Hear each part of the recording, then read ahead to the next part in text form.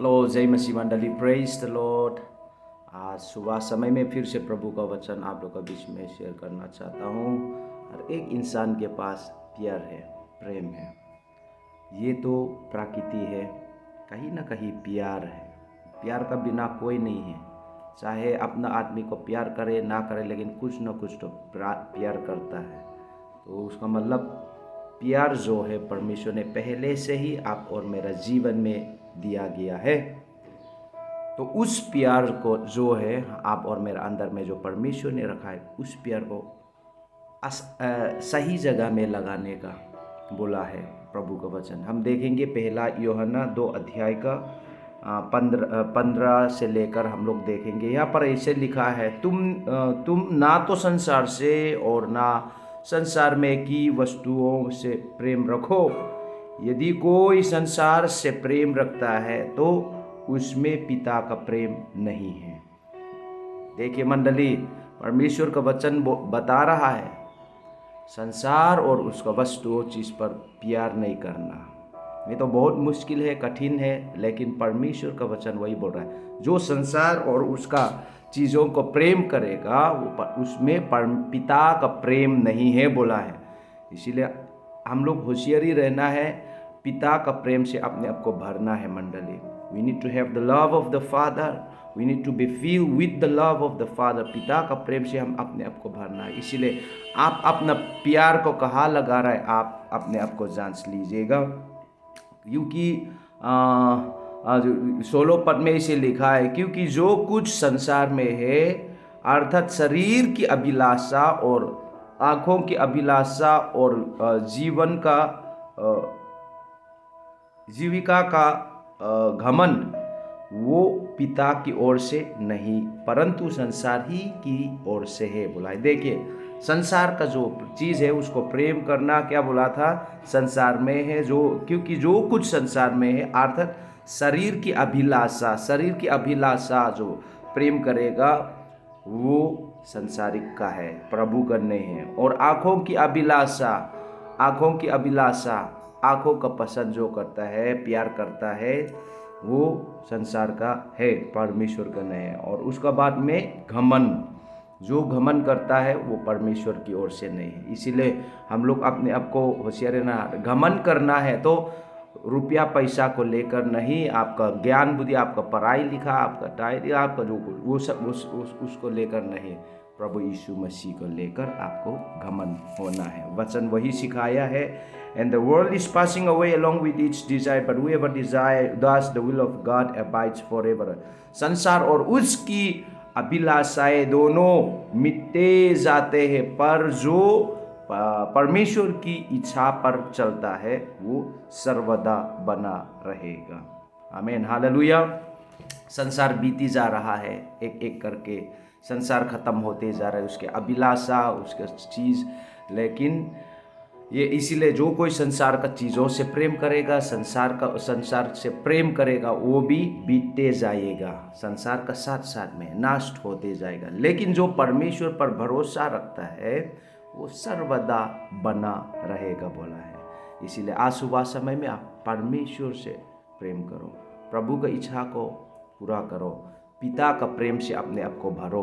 पिता का प्रेम वही लोग को भरा है जो संसार का चीज़ों को नहीं, स्वर्ग का चीज़ों को, ऊपर का चीज़ों को पसंद करते हैं, प्रसन्न करते हैं। इसीलिए आज ये सुबह समय में मैं आप सबको ये बताना चाहता हूँ, अपने आप को जांच लीजिए।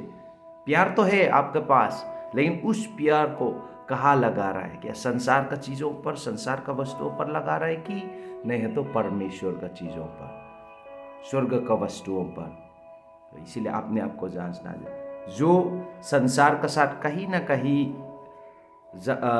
प्यार करेगा वो कभी भी परमेश्वर का इच्छा को पूरा नहीं करेगा, कभी भी परमेश्वर के लिए आगे बढ़ने नहीं पाएगा।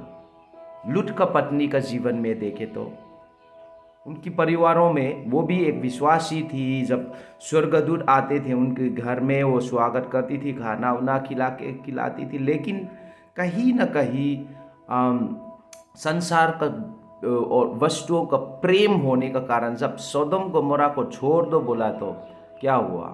रास्ता में वो मर गई, नमक का खंबा पत्थर बन गई। कारण क्यों?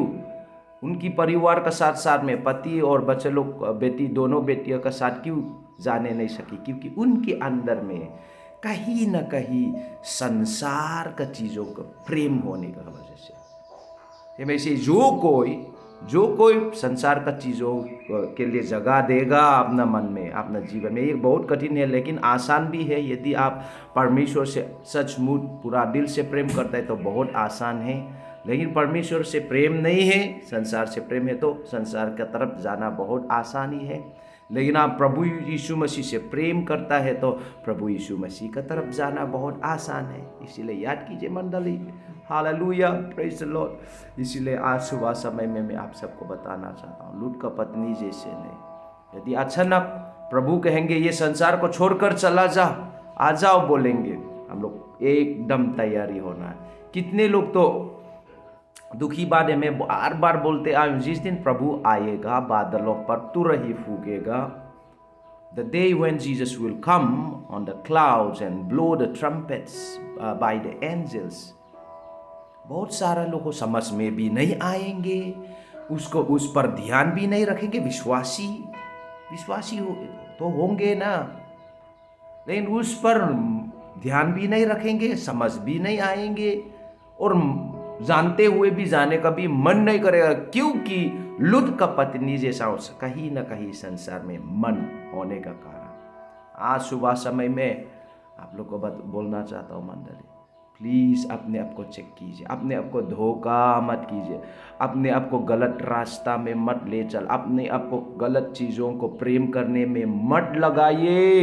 एक कौन पछताएगा? आप ही तो पछताएगा, मैं ही तो पछताऊंगा यदि मैं ऐसा कर रहा हूँ तो, संसार का चीज़ों को प्रेम कर रहा हूँ तो। परमेश्वर का प्रेम, पिता का प्रेम मुझ में नहीं है तो मैं क्या कर सकता हूँ? इसीलिए आज ये सुबह समय में मंडली हम सब होशियार रहना है और प्रभु पर ध्यान रखते हुए आगे बढ़ना है।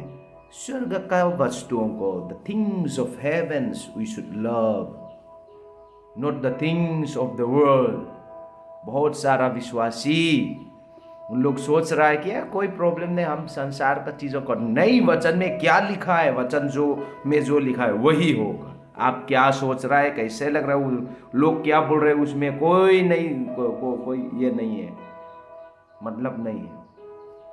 परमेश्वर का वचन में क्या लिखा है वही देखिएगा, ठीक है ना? Praise the Lord. परमेश्वर आप सबको बहुत आशीष करे। इस 40 दिन का उपवास प्रार्थना का आस 9th डे, राइट, 9वां दिन हम लोग प्रभु ने पहुंचाया है। इसलिए ये 40 दिन का उपवास प्रार्थना जो है, ये प्रार्थना है जो संसार का चीज़ों को नष्ट करके आत्मिक जीवन में कैसा आगे बढ़े बोल के।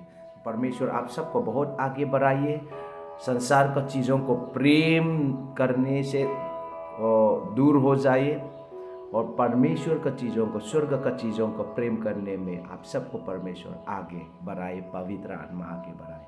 Praise the Lord. परमेश्वर आप सबको बहुत आशीष करे। जय मसीह। Praise the Lord. God bless you all. Praise the Lord.